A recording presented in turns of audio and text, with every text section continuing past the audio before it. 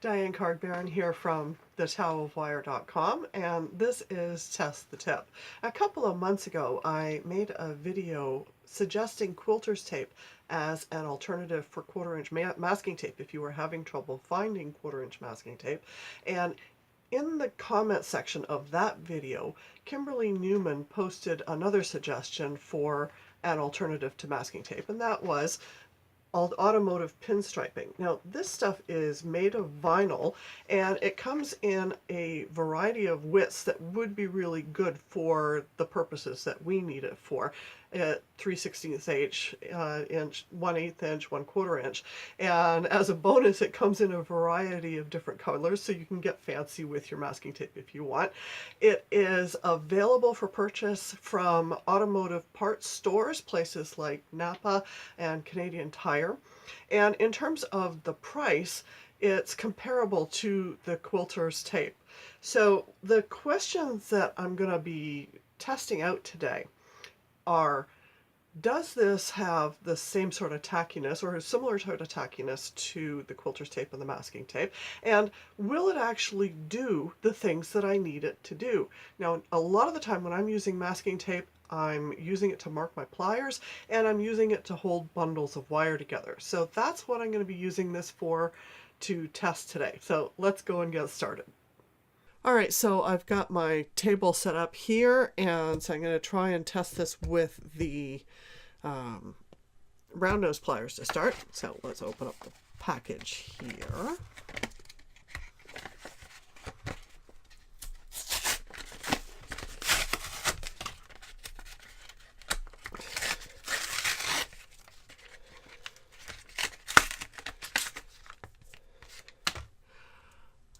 Let's have a look here. So,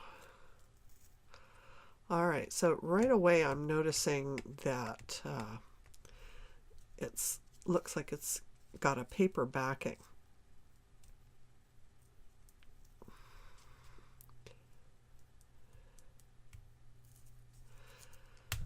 And you have to pull it. It's not something that will automatically tear. All right, so looking at this, it's very, very low tack, definitely. All right, so let's take a pair. If you're looking at this, and the paper backing kind of puts me off a little bit because it adds extra time. So let me just take this, and yeah, this is going to be a bit of a pain in the butt because you got to tear this and it doesn't make a clean tear, which is not necessarily a bad thing, but looking at this, I'm going to put this on my pliers at about 5 millimeters down.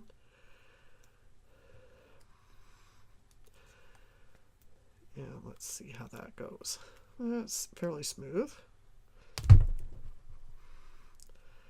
seems to be okay. Right, so I'm going to test this by making some chain. Okay, so I'm going to make a couple of S-links here and just test to see how this holds up to wear and tear.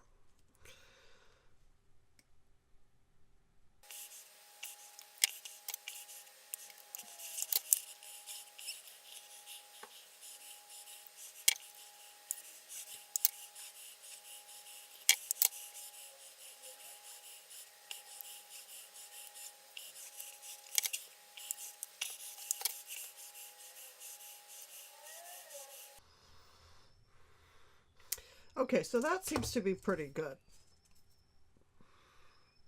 It holds up pretty well. There's no shifting of the vinyl or anything like that.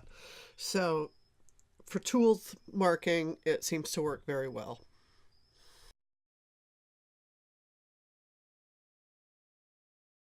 Now I'm going to take some tape and I'm going to put some tape on this.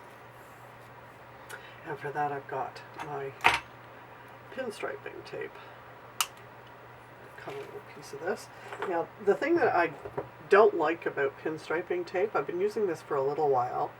The thing I don't like about it is that you have to peel it. It's not like masking tape. You have to peel it off. And so you've got this little piece of scrap paper that you've got to get rid of. But in terms of marking your pliers and marking on mandrels and stuff like that, this stuff works really, really well. So I'm quite happy with it in that respect. So I'm going to just hold this on here. And the other disadvantage that it has, I've noticed, is that it's not easy to tear, right? It kind of leaves you stretchy. Okay, so what I'm going to do is tape this a little bit further down.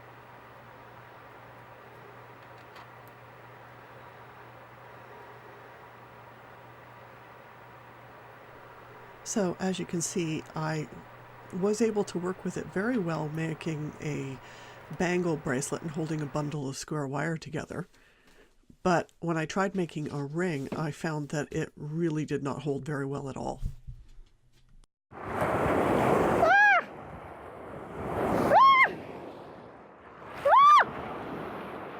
Shit! The other thing I discovered that because of the paper backing, it doesn't self-stick, and so it needs to be stored with an elastic band to keep it from unraveling.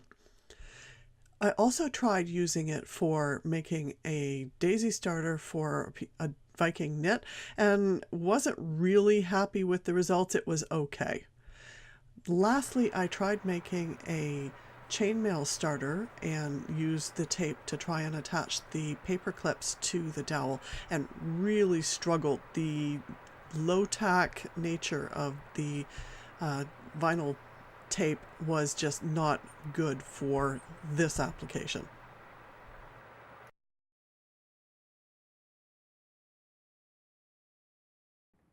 All right, so having worked with this now for a couple of weeks, I've got some final thoughts for you. So going back to the original questions, is it tacky enough compared to quilter's tape and masking tape?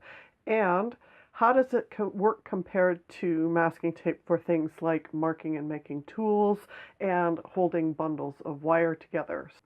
So to answer the first question about how low tack it is really, really low tack. And even by comparison to the masking tape, there are pros and cons to that. On the pro side, the low tackness of this pinstriping tape means that it absolutely is not going to leave any kind of residue behind, which is terrific.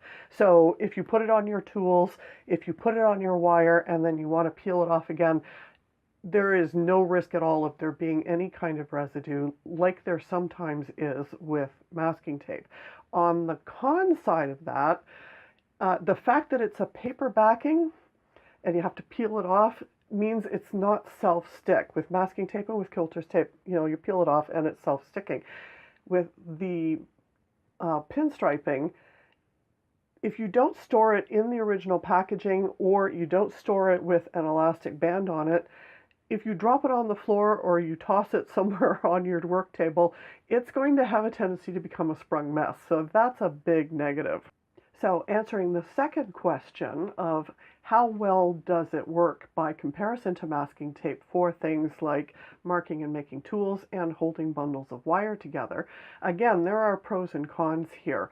I found the low tack nature of the pinstriping tape to be a big minus when it came to putting certain bundles of wire together. It worked really, really well for square wire bundles or anything that was flat. I found I struggled a little bit more with round wire bundles, and it absolutely didn't work at all for rings that I tested this on. As well, the low tack nature of the polyvinyl is not strong enough to make it as a good substitute for making tools like the chainmail starter, but it was absolutely exceptional for marking my pliers. In fact, it was so good that I'm going to continue to use it from here on in as a substitute for the masking tape. Now, normally what's happened for me over the time is that the masking tape wears down, and so then I lose the actual spot that I've marked. That did not happen with the pinstriping, so that was an absolute win for me.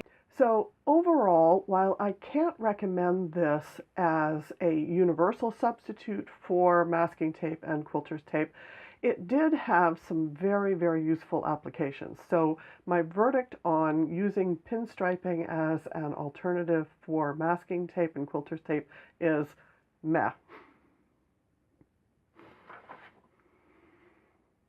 So that's it for today. If you've tried pinstriping as a substitute for masking tape, let me know how it worked out for you. Did you have experiences that are similar to what I've had, or did it work better for you, or did it not work for you at all? Let me know in the comments section below. And if you have any other tips that you'd like me to test, then let me know about those too, because I'm always open to trying new things and seeing how they work out. Thanks for watching today. I'll see you next time.